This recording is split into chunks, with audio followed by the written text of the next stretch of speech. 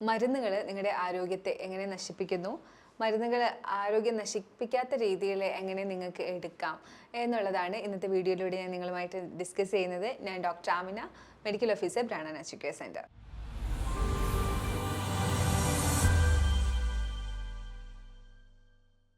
നമ്മുടെ ശരീരത്തിൽ കണ്ടുവരുന്ന നമുക്ക് താങ്ങാൻ പറ്റാത്ത രീതിയിലുള്ള വേദനകളും അസഹനീയമായ ബുദ്ധിമുട്ടുകളും ഒക്കെ മാറാനായിട്ട്, തരണം ചെയ്യാനായിട്ടാണ് മരുന്നുകൾ ഉപയോഗിച്ച് വരുന്നത്. എന്നാൽ ഇന്ന് ആളുകൾ ദൈനംദിനം മരുന്നുകൾ കൂടുതലായി ഉപയോഗിക്കുന്ന ഒരു സാഹചര്യത്തിലാണ് ഒന്ന് വേദന വരാനോ അല്ലെങ്കിൽ ഒരു ചെറിയ ബുദ്ധിമുട്ട് വരാനോ അനുവദിക്കാത്ത രീതിയിൽ മരുന്നുകൾ ഉപയോഗിച്ചു കൊണ്ടിരിക്കുകയാണ്. സാധാരണഗതിയിൽ ഒരു പനി, ജലദോഷമൊക്കെ 6 മാസത്തിലൊരിക്കൽ വന്നു പോകേണ്ടതാണ്. അത്തരം പനി, ജലദോഷം വന്നു പോയാൽ മാത്രമാണ് നമ്മുടെ ശരീരത്തിന് പ്രതിരോധമുണ്ട്, അതിനെ പരിഹരിച്ച് കൊണ്ടുപോകാൻ കഴിയുന്നുണ്ട് എന്ന് മനസ്സിലാവുള്ളൂ. ഞാനീ പറയുന്നത് ജലദോഷ പനിയെ കുറിച്ചാണ്, വൈറൽ ഫീവറുകളെ കുറിച്ചല്ല. ഇത്തരം ജലദോഷ പനികൾ വരുമ്പോൾ തന്നെ കുട്ടികൾക്ക് പോലും നമ്മൾ മരുന്ന് കൊടുത്ത് അതിനെ അപ്പോൾ തന്നെ മാറ്റുന്ന ഒരു അവസരത്തിൽ നമ്മുടെ പ്രതിരോധത്തെയാണ് നമ്മൾ നശിപ്പിച്ചു കൊണ്ടിരിക്കുന്നത്. എന്നിട്ട് കുഞ്ഞുങ്ങൾ വളർന്നു വരുമ്പോൾ എൻ്റെ കുഞ്ഞിന് പ്രതിരോധമില്ല എന്ന് പരാതി പറഞ്ഞിട്ട് കാര്യമില്ല. ഇന്ന് മുതിർന്നവർക്കും കുട്ടികൾക്കും പ്രതിരോധമില്ലാത്തൊരു അവസരത്തിലൂടെയാണ് നമ്മളെല്ലാവരും കടന്നു പോകുന്നത്. ഇതിന് മെയിനായിട്ട് ഉള്ള റീസൺ ഇത്തരം പ്രവർത്തികൾ തന്നെയാണ്.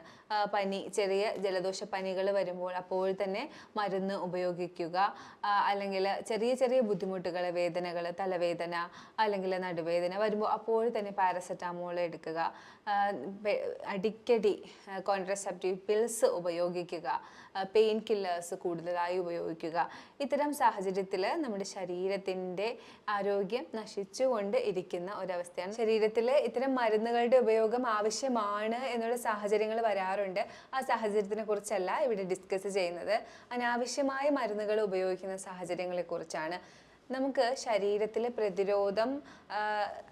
പ്രതിരോധമുണ്ട് എന്നുള്ള സാഹചര്യം, അതായത് പനിയൊക്കെ വന്ന് പ്രതിരോധിക്കുന്നു, ശരീരം തന്നെ പ്രതിരോധിക്കുന്ന അവസരങ്ങൾ, ഇത്തരം അവസരങ്ങൾ കൂടുതലായിട്ടും ശരീരം ശക്തി പ്രാപിച്ചുകൊണ്ടാണ് ഇരിക്കുന്നത്. ഒരു ചെറിയ ജലദോഷ പനി വന്നു, അതിനെ നമ്മുടെ ശരീരം നേരിട്ടു. അടുത്ത ഇതിൽ കൂടിയ ഒരു ജലദോഷ പനി വന്നാലും ശരീരത്തിന് നേരിടാൻ കഴിയും. എന്നാൽ ഒരു പനി വന്നു, ഒരു ജലദോഷ പനി വന്നു, അപ്പോൾ തന്നെ നമ്മൾ പാരസെറ്റാമോൾ അല്ലെങ്കിൽ വേറെ ഏതെങ്കിലും മരുന്ന്, ആൻറ്റിബയോട്ടിക്സ് എടുത്ത് അതിനെ കുറച്ചു കൊണ്ടുവന്നു. അടുത്ത ഒരു പനി, ഇതിനെ കൂടിയതോ കുറഞ്ഞതോ ആയിട്ടുള്ളൊരു പനി വന്നു കഴിഞ്ഞാൽ ആ ശരീരത്തിന് അതിനെ പ്രതിരോധിക്കാൻ കഴിയില്ല. ഇങ്ങനെയാണ് പ്രതിരോധ ശക്തി നമ്മളെല്ലാവരും നശിപ്പിച്ചുകൊണ്ടിരിക്കുന്നത്. മരുന്നുകൾ എപ്പോഴും സിംറ്റംസ്, അതിൻ്റെ ലക്ഷണങ്ങളാണ് കുറയ്ക്കുന്നത്. പല സാഹചര്യങ്ങളിലും ഇത് അനിവാര്യമാണ്. പല ഡോക്ടർമാരും വെറുതെ മരുന്നുകൾ കുറിക്കാറില്ല. ഇത് വേണ്ട എന്ന് പറഞ്ഞ് മരുന്നുകൾ കുറിക്കാത്ത ഡോക്ടർമാരുമുണ്ട്. എന്നാൽ മരുന്ന് എടുത്താലേ എൻ്റെ അസുഖം മാറുള്ളൂ എന്ന് ചിന്തിക്കുന്ന ആളുകളുണ്ട്, ജനങ്ങളുണ്ട് എന്നുള്ളതാണ് പ്രശ്നം. ഉദാഹരണത്തിന് ഇപ്പോൾ ഡെങ്കി ഫീവർ വന്നു, നിങ്ങൾക്ക് വേദന സംഹാരിയായിട്ടുള്ള മരുന്ന് തരുന്നുണ്ടാവും, ടെമ്പറേച്ചർ കുറയാനുള്ള മരുന്ന് തരുന്നുണ്ടാവും, ഇൻഫെക്ഷൻ കൺട്രോൾ ആവാനായിട്ടുള്ള മരുന്നുകൾ ഇഞ്ചെക്റ്റ് ചെയ്യുന്നുണ്ടാവും. അപ്പം അത്തരം സാഹചര്യങ്ങളിൽ ആ ഒരു ട്രീറ്റ്മെൻറ്റ് അനിവാര്യമാണ്. എന്നാൽ ഞാൻ നേരത്തെ പറഞ്ഞ പോലെ ജലദോഷപ്പനി 6 മാസത്തിലൊരിക്കൽ വന്നു പോവേണ്ട ജലദോഷപ്പനിയാണ് വന്നതെങ്കിൽ ഇതേ മരുന്നുകൾ ടെമ്പറേച്ചർ കുറയാനും ആൻറ്റിബയോട്ടിക്കും അതുപോലെ തന്നെ വേദന സംഹാരിയും ഗ്യാസ് മാറാനുള്ള ടാബ്ലറ്റും അടങ്ങുന്ന ഒരു സെറ്റ് കോഴ്സ് കഴിക്കുകയാണെങ്കിൽ ഉറപ്പായിട്ടും നമ്മുടെ പ്രതിരോധം തന്നെയാണ് അവിടെ നശിക്കുന്നത്. അത് മാത്രമല്ല, ഇത്തരം മരുന്നിന് അടിമപ്പെട്ടുകൊണ്ടിരിക്കുന്ന ആളുകൾ, ഇപ്പോൾ മരുന്ന് കഴിക്കാതെ പറ്റില്ല, വേദന വന്നാൽ മരുന്ന് കഴിക്കണം, ഒരു ചെറിയ ബുദ്ധിമുട്ട് വന്നാൽ അപ്പോഴേ മരുന്ന് കഴിക്കണം.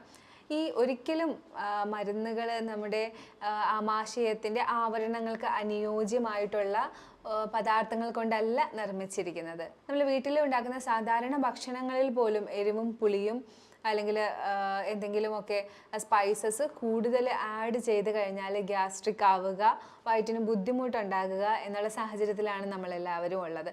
ആ സാഹചര്യത്തിൽ രാസവസ്തുക്കളായിട്ടുള്ള നമ്മുടെ ആമാശയത്തിൻ്റെ ആവരണങ്ങൾക്ക് ചേരാത്ത രീതിയിലുള്ള മരുന്നുകൾ കൂടുതലായി അനാവശ്യമായി ഉള്ളിലേക്ക് എത്തിക്കൊണ്ടിരിക്കുന്ന സാഹചര്യത്തിൽ ഭക്ഷണങ്ങൾ ഉണ്ടാക്കുന്നതിനേക്കാളും കൂടുതൽ ഡാമേജാണ് ഇത്തരം മരുന്നുകൾ ചെലുത്തുന്നത്. ഇത്തരം മരുന്നുകൾ നമ്മുടെ ആമാശയത്തിൻ്റെ ആവരണങ്ങളിൽ ചെറിയ ചെറിയ മുറിവുകൾ ഉണ്ടാക്കാൻ തുടങ്ങുകയും ക്രമേണ അത് അസിഡിറ്റി ആവുകയും ഗ്യാസ്ട്രൈറ്റിസ് ആവുകയും ക്രമേണ അൾസറായി മാറുകയുമാണ് ചെയ്യുന്നത്. മരുന്നിൻ്റെ ഇത്തരം നിരന്തര ഉപയോഗം ശരീരത്തിലെ ഹെവി മെറ്റൽസ് കൂടാനും അതുപോലെ തന്നെ കെമിക്കൽസ് കൂടാനും കാരണമാകും. അതിനുശേഷം അത് കൂടുതലായി അടിഞ്ഞുകൂടി കിഡ്നിക്ക് അതൊരു ലോഡായി മാറുകയും കിഡ്നി ഫങ്ഷനെ അത് എഫക്റ്റ് ചെയ്യുകയും ചെയ്യും. ഞാൻ നേരത്തെ സൂചിപ്പിച്ചതുപോലെ പെയിൻ കില്ലേഴ്സ്, വേദന സംഹാരികൾ, അതുപോലെ തന്നെ ഗ്യാസ് വരുമ്പോൾ അപ്പോൾ കഴിക്കുന്ന പാൻറ്റി പോലെയുള്ള ഗ്യാസിൻ്റെ ടാബ്ലറ്റ്സ്, പിന്നെ കോൺട്രസെപ്റ്റീവ് പിൽസ് കഴിക്കരുത് എന്നല്ല, അത് അടിക്കടി ഉപയോഗിക്കുന്നവർ ഉണ്ട്. അതുപോലെ തന്നെ പാരസെറ്റാമോൾ, എന്തിനും ഏതിനും നമ്മൾ കഴിച്ചുകൊണ്ടിരിക്കുന്ന പാരസെറ്റാമോൾ, ഇത്തരം മരുന്നുകളാണ് കൂടുതലായും ആളുകൾ അമിതമായിട്ട് ദുരുപയോഗം ചെയ്തുകൊണ്ടിരിക്കുന്നത്. അപ്പോൾ ഇത്തരം സാഹചര്യങ്ങളിൽ അങ്ങനെ എടുക്കാതിരിക്കുക. ബുദ്ധിമുട്ടുകൾ ഒരുപാടുള്ള സാഹചര്യത്തിൽ ഒരു ഡോക്ടറിൻ്റെ പ്രിസ്ക്രിപ്ഷനോട് കൂടി നിങ്ങൾക്ക് മരുന്നെടുക്കാവുന്ന, ഒരു ഡോക്ടറും അധികമായിട്ട് നിങ്ങൾക്ക് മരുന്ന് എഴുതരില്ല. എന്നാൽ സ്വന്തമായി ചികിത്സിക്കുന്ന മരുന്നുകൾ കൂടുതൽ കഴിച്ച് ബുദ്ധിമുട്ടുകളെ ഒഴിവാക്കുന്നവർക്കാണ് കൂടുതലായി ഞാൻ ഈ പറഞ്ഞ പോലെ കിഡ്നിയുടെ പ്രശ്നം അല്ലെങ്കിൽ മരുന്നുകൾ കഴിച്ചത് കാരണം ഉണ്ടാകുന്ന പ്രശ്നങ്ങൾ ഭാവിയിലും ഉണ്ടാവുന്നത്. എന്നാൽ മരുന്ന് മാത്രമാണോ നമുക്ക് ഇത്തരം പ്രശ്നങ്ങൾ ഉണ്ടാക്കുന്നത്? ഒരിക്കലുമല്ല. ഹാബിറ്റുകൾ, മദ്യപാനം, പുകവലി, ജങ്ക് ഫുഡുകൾ കൂടുതലായി ഉപയോഗിക്കുന്നത്, പാക്കറ്റ് ഫുഡുകൾ കൂടുതലായി ഉപയോഗിക്കുന്നത്, നല്ല ഓയിലല്ലാത്ത റിഫൈൻഡ് ഓയിലുകളുടെ അമിതമായ ഉപയോഗം, മാത്രമല്ല റിഫൈൻഡ് ഓയിലുകളിൽ ഉണ്ടാക്കിയ പലഹാരങ്ങളുടെ ഉപയോഗം, നമ്മുടെ ചായക്കടകളിൽ കിട്ടുന്ന പലഹാരങ്ങളുടെ ദൈനംദിന ഉപയോഗം, ഇത്തരം നമ്മുടെ ദൈനംദിന ജീവിത ശൈലി ആണ് മരുന്ന് പോലെ തന്നെ നമുക്ക് നമ്മുടെ ശരീരത്തിന് ദോഷകരമായി ബാധിക്കുന്ന വേറൊരു ഹാബിറ്റ്. അതുപോലെ തന്നെ ഹെർബൽ ടീകളുടെ അമിതമായിട്ടുള്ള ഉപയോഗം, വീഡിയോകളിലൊക്കെ കാണുന്നതും പറഞ്ഞ് കേട്ട് വരുന്നതുമായിട്ടുള്ള പൊടികളൊക്കെ കൂടുതലായി പൊടിച്ച് വെച്ച് അത് ഉപയോഗിക്കുക. ഇത്തരം സാഹചര്യങ്ങളിലും കെമിക്കൽസിൻ്റെ അളവ് ശരീരത്തിൽ കൂടി ടോക്സിക്കേഷൻ ഉണ്ടാവുന്നുണ്ട്. ഇങ്ങനെ ഉണ്ടാകുന്ന ടോക്സിക്കേഷൻസ് മാറാനായിട്ട് ഡീടോക്സിങ് ഡ്രിങ്ക്സ് നിങ്ങൾക്ക് ഉപയോഗിക്കാം. നല്ല രീതിയിൽ ഒരു നാച്ചുറോപ്പതി രീതിയിലുള്ള ഒരു 10 ദിവസത്തെ പ്രകൃതി ജീവനം ഇത്തരം അവസരങ്ങളിൽ ശരീരം മൊത്തത്തിൽ ഡീടോക്സിങ് ചെയ്യുന്നതിന് നിങ്ങളെ സഹായിക്കും. ബ്ലാൻഡ് ആയിട്ടുള്ള പ്ലാന്റ് ബേസ്ഡ് ഡയറ്റ് 10 ദിവസം എടുക്കുന്നതിലൂടെ നിങ്ങൾക്ക് ഹോൾ ബോഡി ക്ലെൻസിങ് നടക്കും. വീട്ടിലാണെങ്കിൽ കൂടുതലായി വെള്ളമൊക്കെ കുടിച്ച് ഡീടോക്സിങ് പ്രോപ്പർട്ടി ഉള്ള ബീട്രൂട്ട് ജ്യൂസ്, ക്രൂസിഫറസ് വെജിറ്റബിൾസ് കൂടുതൽ ഉപയോഗിക്കുക. അതുപോലെ തന്നെ ക്യൂക്കമ്പർ ജ്യൂസ് കൂടുതലായിട്ട് ഉപയോഗിക്കുക. ഒരു 10 ദിവസം ഇത്തരം ഡീടോക്സിങ് പ്രോപ്പർട്ടി ഉള്ള വെള്ളങ്ങൾ, ജ്യൂസുകൾ കുടിച്ചുകൊണ്ട് ഉള്ളൊരു 10 ദിവസം പോവുകയാണെങ്കിൽ നിങ്ങളുടെ ബോഡിയിൽ അടിഞ്ഞുകൂടിയ ഒരുവിധം ഹെവി മെറ്റൽസ്, കെമിക്കൽസ് ഒക്കെ നിങ്ങൾക്ക് പുറന്തള്ളാനായിട്ട് സാധിക്കും. ഗാർലിക്, ഓണിയൻസ്, അതുപോലെ തന്നെ മഞ്ഞൾ, വേപ്പ്, ഇതൊക്കെ ഡീടോക്സിങ് പ്രോപ്പർട്ടി ഉള്ളതാണ്. ഇത്തരം വെള്ളമോ അല്ലെങ്കിൽ ഫുഡിൽ ഉൾപ്പെടുത്തിയോ ഈ ഒരു 10 ദിവസത്തിൽ കഴിക്കുന്നത് വളരെ നല്ലതാണ്. അപ്പോഴും ഞാൻ പറയുന്നു എന്ന് കരുതി എന്നും ഇതെല്ലാം ഉപയോഗിച്ച് ദൈനംദിനം ഉപയോഗിക്കാമെന്നാരും വിചാരിക്കരുത്. എല്ലാ വീഡിയോസിലും ഞാൻ പറയുന്നതാണ്, ഏതൊരു കണ്ടന്റ് നിങ്ങൾ കഴിക്കുന്നുണ്ടെങ്കിലും അതിനൊരു ഷോർട്ട് പീരീഡ് ഉറപ്പായിട്ടും വെക്കുക. ആവശ്യത്തിന് ഉള്ള പീരീഡ് മാത്രം, ഏതൊരു ന്യൂട്രീഷൻ ആയാൽ കൂടി അത് ആവശ്യമുള്ള പീരീഡ് മാത്രം ഉപയോഗിക്കുക. നാച്ചുറോപ്പതിയിൽ നമ്മൾ steam bath, mud bath, turmeric bath ഒക്കെ കൊടുക്കുന്ന ചികിത്സാ മുറകൾ, എന്തിനാണ് ഇത് കൊടുക്കുന്നതെന്ന് എപ്പോഴും പേഷ്യൻസ് ചോദിക്കാറുണ്ട്. രാവിലെ തുടങ്ങുന്ന ഓയിൽ പുള്ളിങ് അടക്കമുള്ള മൂക്ക്, കണ്ണ് വൃത്തിയാക്കിക്കൊണ്ട് തുടങ്ങുന്ന നമ്മുടെ ട്രീറ്റ്മെൻറ്റ് കണ്ണിൻ്റെയും മൂക്കിൻ്റെയും ഡീടോക്സിഫിക്കേഷൻ തുടങ്ങി, അത് കഴിഞ്ഞ് നമ്മുടെ ഫുഡ്, വളരെ ബ്ലാൻഡ് ആയിട്ടുള്ള ഫുഡ് കുടലിനെയും ആമാശയത്തെയും ദഹന വ്യവസ്ഥയെയും ക്ലീൻ ചെയ്യുന്നു. അതിനുശേഷം എനിമ എടുക്കുമ്പോൾ കോളൻ്റെ അറ്റത്തെ ഭാഗം ക്ലീൻ ആകുന്നു. സ്കിന്നിനാണെങ്കിൽ മഡിൻ്റെ ആപ്ലിക്കേഷൻസ്, ടെർമറിക് ആപ്ലിക്കേഷൻസ് കൊടുക്കുമ്പോൾ സ്കിന്ന് ക്ലീൻ ആകുന്നു. അതുപോലെ തന്നെ ഓരോ പാർട്ടിലേക്ക് ജലചികിത്സയും ആപ്ലിക്കേഷൻസും കൊടുത്ത് പാർട്ടിൻ്റെ ഡീടോക്സിഫിക്കേഷൻ ഇംപ്രൂവ് ചെയ്യുന്നു.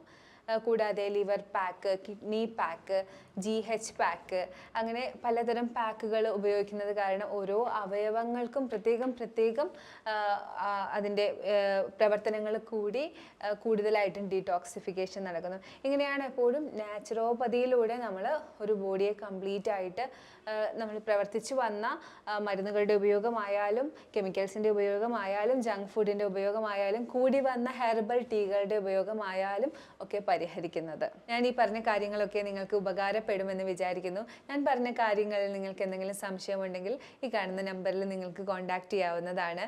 ഇനി വേറൊരു വീഡിയോയിലേക്ക് കാണുന്നത് വരേക്കും ബൈ.